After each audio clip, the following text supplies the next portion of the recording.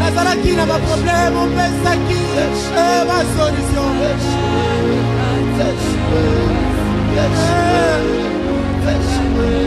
Tango la veraki.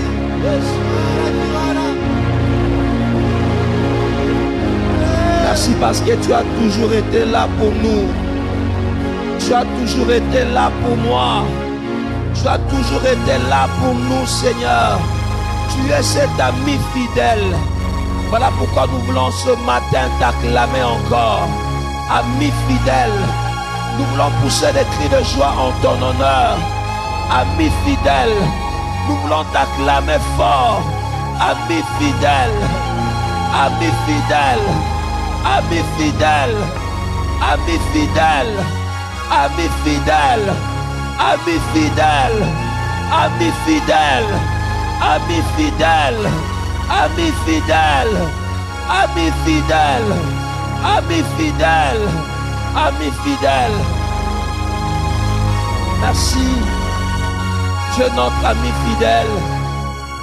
Tu es notre ami fidèle. Tu es notre ami fidèle. Ngolu tozana ngoto koma baninga nzambe. Nzamba benga biso ka bakela mutema benga biso baninga na ye. Quelle grâce de devenir l'ami de Dieu. Quelle grâce. Il s'est tellement rapproché de nous qu'il s'est décidé de faire de nous ses amis. Et il a dit, cacherai-je à Abraham ce que je veux faire? Il sait qu'entre les amis, on ne se cache rien. Seigneur, merci pour ces privilèges de m'appeler alors que je ne le mérite pas, ton ami. Waouh! Waouh! Quel degré de se rabaisser. Merci, Seigneur Jésus. Tu as beaucoup fait. Aucun Dieu de ce monde ne pourra le faire.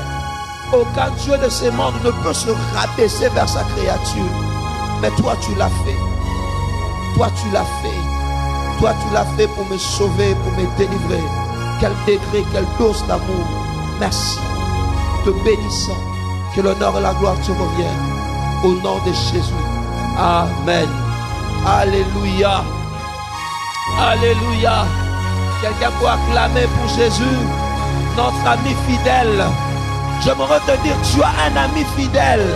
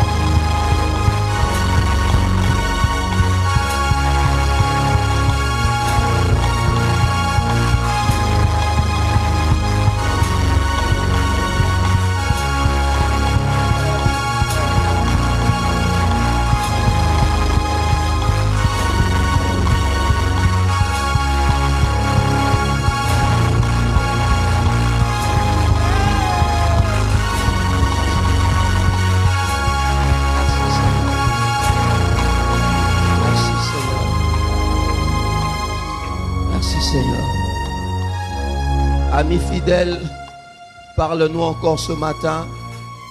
Fais-nous du bien. Communique-nous ta parole. Communique-nous ta pensée. Laisse que l'honneur et la gloire te reviennent. Au nom de Jésus. Amen. Alléluia. Quelqu'un peut acclamer le Seigneur. Que Dieu soit béni. Bonjour à tout le monde. Que Dieu vous bénisse. Est-ce que vous pouvez m'aider à saluer une, deux personnes tout autour de vous? Dites-lui bienvenue dans la présence de Dieu. Bienvenue dans la présence de votre Père. Dites-lui bienvenue, bienvenue, bienvenue dans la présence de Dieu. Bienvenue dans la présence de Dieu. Amen, amen. Que Dieu soit béni. Nous allons partager la parole de Dieu ce matin. Et nous sommes dans le livre de 1 Samuel chapitre 18, le verset 1er au verset 4. 1 Samuel chapitre 18, le verset 1er au verset 4. C'est notre passage, notre texte de base. La Bible dit ceci. David avait achevé de parler à Saül et dès lors, l'âme de Jonathan fut attachée à l'âme de David. Et Jonathan le mat comme son âme.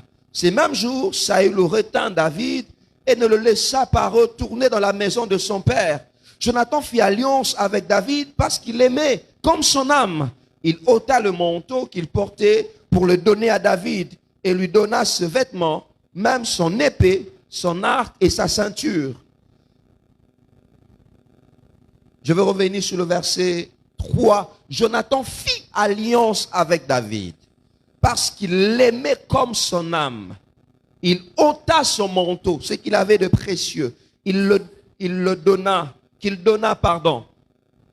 pour le donner à David et lui donna ce vêtement, même son épée, son arc et sa ceinture, et sa ceinture, et sa ceinture, et sa ceinture. Nous sommes en train de parler de vivre sa destinée en Christ. Vivre sa destinée en Christ. La pensée de Dieu pour nous est que nous puissions vivre nos destinées. Mais cette destinée pas en dehors de Jésus, mais en Jésus seul. Et nous étions en train d'aborder ces sous-thèmes, les alliés de la destinée. Nous sommes dit dans la vie, dans la destinée, un peu comme David, lorsque Dieu t'élève, lorsque Dieu te bénit, lorsque Dieu t'accorde la victoire, tu vas attirer tout autour de toi deux catégories de personnes. Tu attireras tes ennemis, des ennemis, et tu attireras des amis. Je reviens sur ce que je dis l'autre fois. David n'a rien fait pour que Saül commence à le haïr. Non, c'est simplement parce qu'il y avait des femmes qui ont chanté en disant David a tué ses 10 000 et Saül a tué ses 1000. Bien aimé, il y aura des combats qui s'élèveront dans ta vie, pas à cause de toi, mais simplement à cause de gens tout autour de toi qui apprécient ce que Dieu a mis en toi. Tu vas connaître ce genre de combat. Tu vas te demander, Seigneur, na salinini oyebite. Mais simplement parce que les gens ont entendu. Les gens t'ont apprécié. Et certains tout autour de toi commencent à te haïr. Alors sois prudent, sois vigilant. Sois prudent, sois vigilant. Mais il n'y a pas seulement de combat, mais il y a aussi des alliés. Dieu sachant que quand il nous élève, les combats se lèvent aussi. Il nous donne toujours des alliés. Et parmi les alliés, nous avons parlé de le père dans la foi, qu'on appelle le père spirituel. Nous avons parlé également de père biologique, nos parents biologiques, qui sont le premier allié, ceux par qui Dieu est passé pour faire de nous ce que nous sommes. Et nous sommes en train d'aborder cette fois-là de amis, ou bien de personnes, de collaborateurs, de gens peut-être qu'on n'a pas connus, mais que nous avons rencontrés dans la vie, un peu comme Jonathan. Et le thème que nous avions abordé le dimanche passé, c'était Jonathan, un allié indécis. C'est ça le thème que nous sommes en train d'aborder. Jonathan, un allié indécis. Nous avons vu qu'il y avait beaucoup de similarités. Il y avait beaucoup de ressemblances entre David et Jonathan. Jonathan et David, bakokani tellement makasi. Ils se ressemblent. On voit, on l'a dit le dimanche passé, qu'ils étaient tous des hommes spirituels. Qu'ils étaient tous des hommes spirituels. Et il est important dans la vie de fréquenter, d'avoir comme alliés des hommes spirituels. D'avoir comme alliés de personnes avec qui vous partagez les mêmes valeurs. Bien aimé, je reviens sur ce que j'ai dit le dimanche passé. que c'est dangereux et c'est un danger lorsque toi, enfant de Dieu, le plus proche, de meilleurs amis sont de païens, sont de gens qui ne croient pas au Seigneur. C'est très dangereux. C'est très dangereux.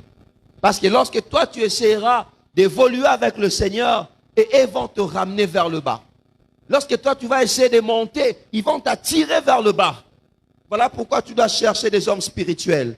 Et je prie Dieu ce matin, que Dieu envoie sur ton chemin des hommes spirituels.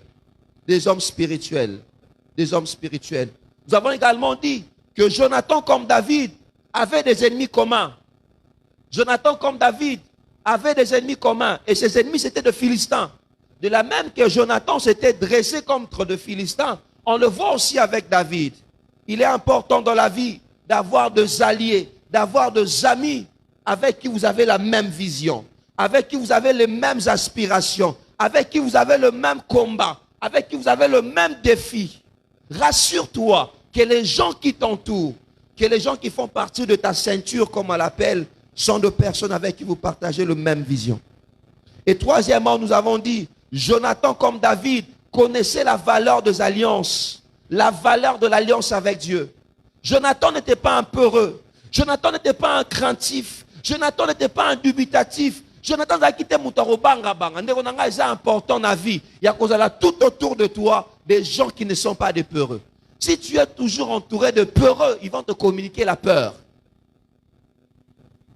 Si tu es toujours entouré des gens qui doutent, tu vas aussi voir que toute ta vie tu doutes.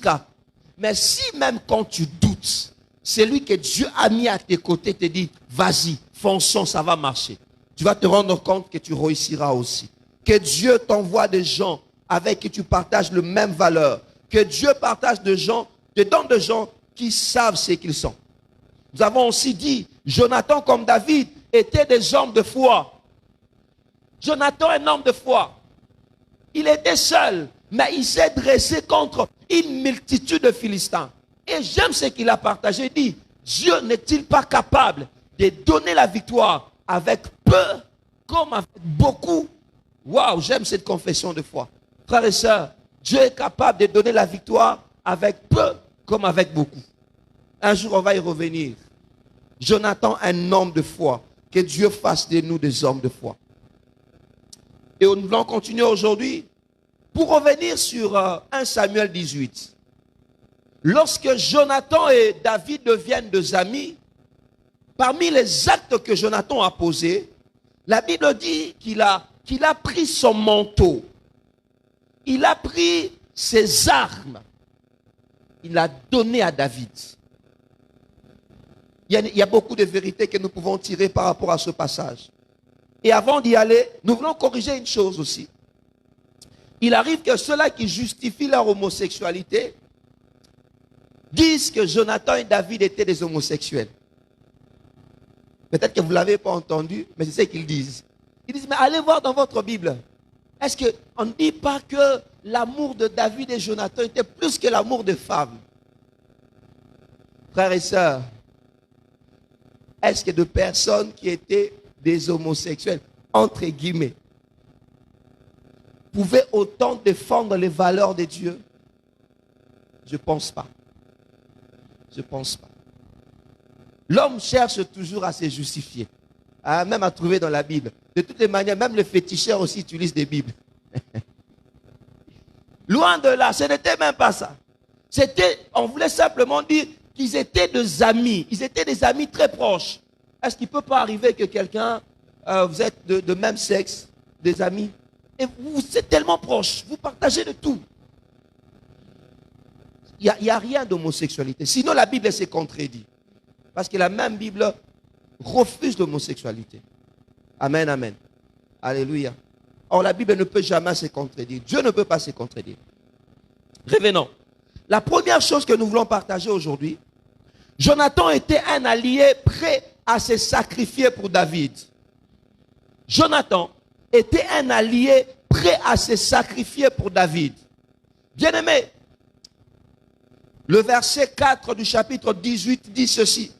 Il ôta le manteau qu'il portait pour le donner à David parce qu'il l'aimait comme son âme. il lui donna ses vêtements. La Bible dit, même son épée, son arc et sa ceinture. Il s'est sacrifié pour David. Vous savez, les amis, ça ne se dit pas. Les amis, ça se vit. Les alliés, ça ne se dit pas. Mais les alliés, ça se vit. Vous ne pouvez pas dire que vous aimez une personne si vous ne lui donnez pas. Amen, amen. L'une des preuves qui montre que Jonathan était un allié pour David, Jonathan savait donner. Il avait un manteau qu'il a donné. Il avait une arme qu'il a donnée. Des armes, même pas une seule. 2 armes qu'il a données. Un allié donne. Un ami donne. L'amour s'exprime par le don. On ne peut pas vouloir soutenir une personne, dire qu'on est son allié, si on ne lui donne rien. Si quelqu'un est votre allié et avec vous, à la limite, il doit vous donner son temps. Quelqu'un qui dit, oh, je suis là avec vous, mais qui n'est jamais là, on se demande, est-ce qu'il est vraiment avec nous? Un allié est prêt à se sacrifier. Un allié est prêt à se sacrifier pour l'autre. Beaucoup donnent parce qu'ils en ont de trop. Mais les alliés et les amis donnent même le seul qu'ils ont. Même tout ce qui leur reste, ils sont capables à les donner. Regarde, tenons, à l'époque, il n'y avait que 2 personnes qui possédaient des épées. Saül et Jonathan. Dans toute l'armée d'Israël, il n'y avait que 2 personnes qui possédaient des épées. Saül et Jonathan. Ce n'est pas moi qui l'ai dit, c'est la Bible. Regarde avec moi dans le verset 22. Chapitre 13. La Bible dit ceci. Chapitre 13, verset 22. La Bible dit ceci. Il arriva, quoi? Parce que vous pouvez suivre dans vos Bibles, s'il vous plaît. Il arriva comment? Qu'au jour du combat, il s'est trouvé comment?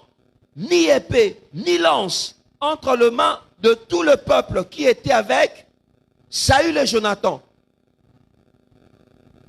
Ils ne sont trouvés qu'auprès de Saül et de Jonathan, son fils.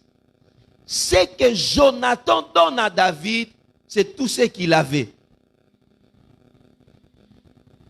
Ce que Jonathan donne à David, c'est tout ce qu'il possédait. Je prie que Dieu te donne des alliés qui seront prêts à se sacrifier pour ta vie. Je prie que Dieu te donne des alliés qui seront prêts à donner ce qu'ils ont pour toi. Que Dieu t'accorde des alliés. Je disais que Dieu t'accorde des alliés. Que Dieu t'accorde des alliés. Que Dieu t'accorde des alliés. Que dans cette vision-là, que tu ne sois pas seul. Qu'il y ait de personnes qui vont te soutenir. Que dans cette vision-là, que tu ne sois pas seul. Qu'il y ait de personnes qui seront capables, amen, à donner ce qu'ils ont de meilleur. Que Dieu t'accorde des alliés. C'est ce que Jonathan a fait. Les commentateurs disent même que le manteau que Jonathan portait, sa ceinture, son épée, c'était même le signe j'allais dire, de son état de prince. C'est-à-dire le prince portait ce genre de manteau-là. C'est qu'il l'avait. Il s'est dépouillé afin de revêtir David. Je trouve par là aussi quelque chose de spirituel, d'exceptionnel. Déjà, Jonathan reconnaissait qu'en cet homme, il y a la royauté. Je garde pas ce que j'ai. Certes, c'est moi qui suis le prince. C'est moi qui suis le fils du roi, le fils de Saül. Mais je prends ce qui est le symbole de ma principauté, le symbole de ma race particulière. Je veux le revêtir. Il a reconnu la valeur royale de David. Je prie alors que les gens te verront petit, qu'ils reconnaissent et qu'ils t'accordent la valeur que tu as.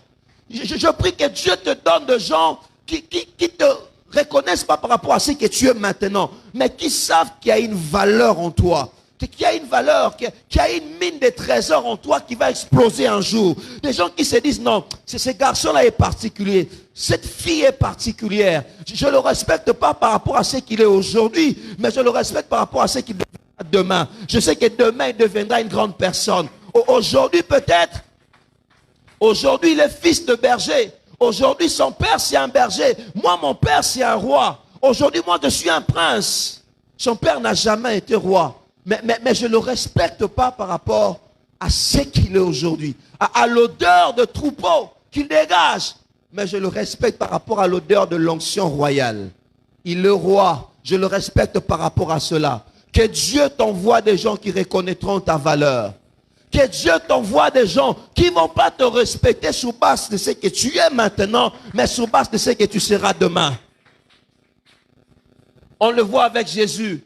Alors qu'il n'était qu'un simple bébé de Bethléem, de mages, de sages, se sont déplacés de loin afin de venir pour l'adorer.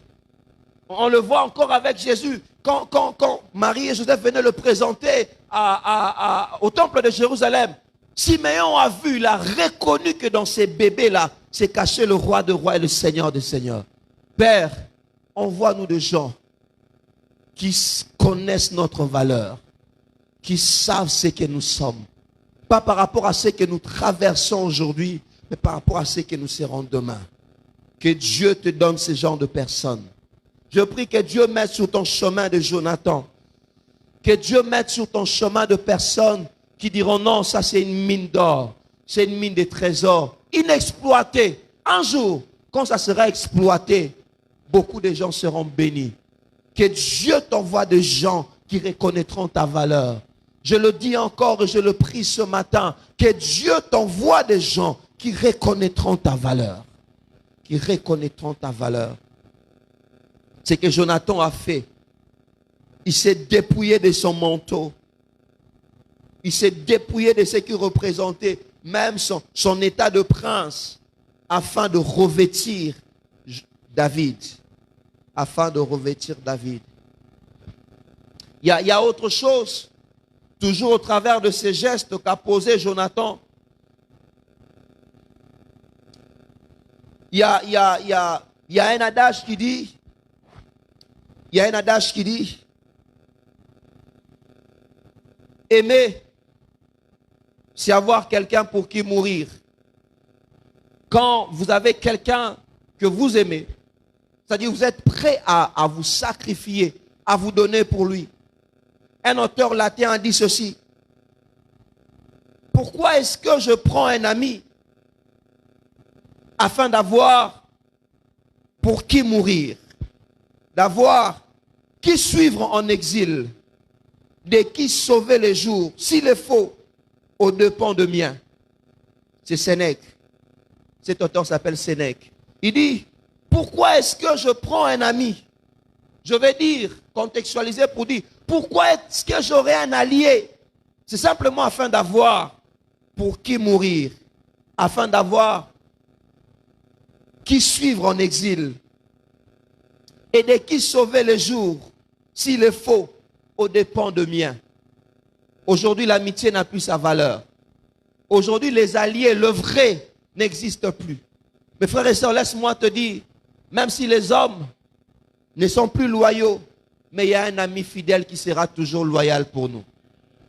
Il y a un ami qui, avant même que cet homme ne le dise, il s'est montré un vrai ami en donnant sa vie pour nous. Il s'est sacrifié pour toi. Il s'est sacrifié pour moi. Cet ami s'appelle Jésus.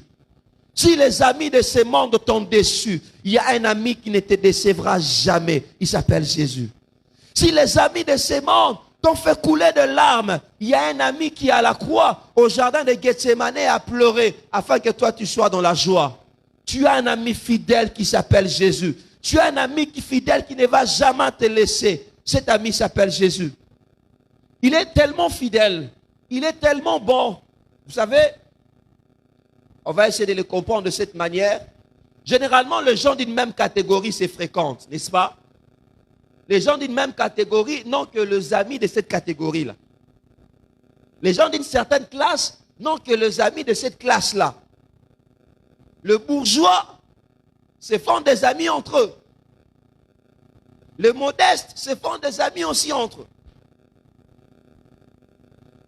Mais ce que j'aime avec l'amitié de Jésus, vous savez, même le président se font des amis seulement entre présidents. Mais lui, il est Dieu. Il s'est tellement rabaissé. Il a dit, je ne vous appelle plus serviteur, mais je vous appelle ami. On a quel privilège. C'est-à-dire, yo komi masanzambe. O komi moninga nzambe. Frère et ça, il ne va pas te laisser tuer son ami. Ne le vois pas toujours comme ton Dieu. Oui, les anciens l'ont tellement vu comme Dieu. Ils ont tellement vu, tellement élevé, tellement lointain. Lorsqu'il a pris le corps de l'homme, il dit à ses disciples, Jésus dit à ses disciples, moi, je ne vous appelle plus serviteur, mais je vous appelle ami. Vous êtes mes amis. Waouh! Devenez des amis de Dieu. Et il pouvait dire à Abraham, cacherai-je à Abraham ce que je ferai? Des amis ne se cachent rien. Il est prêt à tout te dire. Il est prêt à te soutenir. Il est prêt à te sauver. Non seulement parce qu'il est ton Père, non seulement parce qu'il est ton Dieu, mais aussi parce qu'il est ton ami. Dieu est devenu ton ami. J'aimerais te rappeler cette vérité. Tu es l'ami de Dieu. Tu es l'ami de Dieu. Tu es l'ami de Dieu. L'ami du président, celui-là qui est l'ami du président, parfois il marche le torse bombé parce qu'il sait qu'il y a un président qui va rakat. On l'a même vu à une certaine période, ici dans ce pays, des gens disent, président Zamoutunanga, le président, moi là, je suis avec le président. Pourquoi? Parce qu'il partage beaucoup de temps. Et il se permet certaines déclarations, il se permet certains dires, seulement parce qu'il passe beaucoup de son temps avec le président. Il croit que tout lui est permis. Bien, mais si les hommes ont cette telle assurance, à plus forte raison, toi qui es l'enfant de Dieu et qui es devenu l'ami de Dieu, pourquoi tu as peur de ta destinée? Pourquoi tu as peur de ta vie? Pourquoi tu as peur de ton avenir? Ton ami ne va pas te laisser. Ton ami ne va pas te laisser. Il ne va pas t'abandonner. Il s'est rabaissé afin de faire de toi son ami. Son ami. Amen, amen. Au-delà de cette dimension d'amitié, et dans cette dimension d'amitié, excusez-moi, lorsque Jonathan donne à David ses armes, la Bible insiste. La Bible dit que Jonathan donne d'abord le manteau, et puis Jonathan donne même son épée. Même son épée, qui était rare. Il donne même ce qui était rare. Non seulement ça, il donne son arc. La Bible dit, il donne même sa ceinture. Même sa ceinture. Certes, c'était des choses précieuses à l'époque, mais au-delà de ça, ça a aussi une signification. L'arc représente